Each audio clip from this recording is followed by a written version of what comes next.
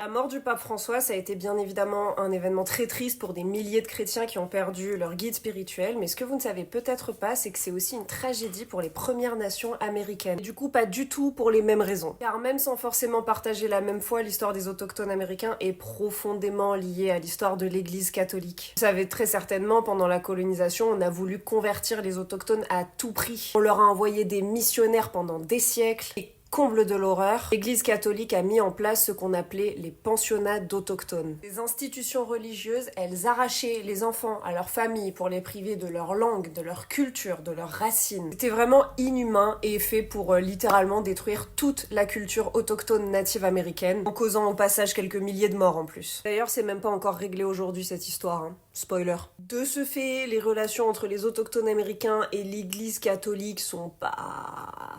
Mais si le pape François n'était pas forcément un guide spirituel pour tous les autochtones, par contre, il était devenu un allié très précieux dans le combat pour la justice. Parce que notamment en 2022, lors d'une visite historique au Canada, il a présenté des excuses officielles au nom de l'Église catholique auprès du peuple natif américain pour son rôle dans leur génocide. C'est fou ça, il a pas dit not all chrétien quoi. Et le pape François, il a même caractérisé les actes de son église de colonisation idéologique. Il a reconnu la souffrance infligée. Il a même admis que ses excuses étaient à peine en début et qu'il fallait agir pour aller vers la guérison. Avec sa mort, c'est tout un élan de réconciliation qui est menacé. Beaucoup espéraient en plus qu'il aille plus loin avec de la restitution de terres ou des reconnaissances officielles des abus. Et maintenant, ce qui reste, c'est surtout la peur que toutes ces promesses tombent dans l'oubli. Le chemin vers la justice est encore long. On fait encore des recherches sur les enfants disparus pour qu'ils puissent retrouver leur famille, mais elles sont très menacées par des coupes budgétaires. Le déni des atrocités commises persiste beaucoup. Il y en a énormément qui veulent pas reconnaître le génocide. L'héritage du pape François devrait rappeler l'importance de reconnaître ses erreurs, de demander pardon pour le passé pour essayer de construire un avenir meilleur.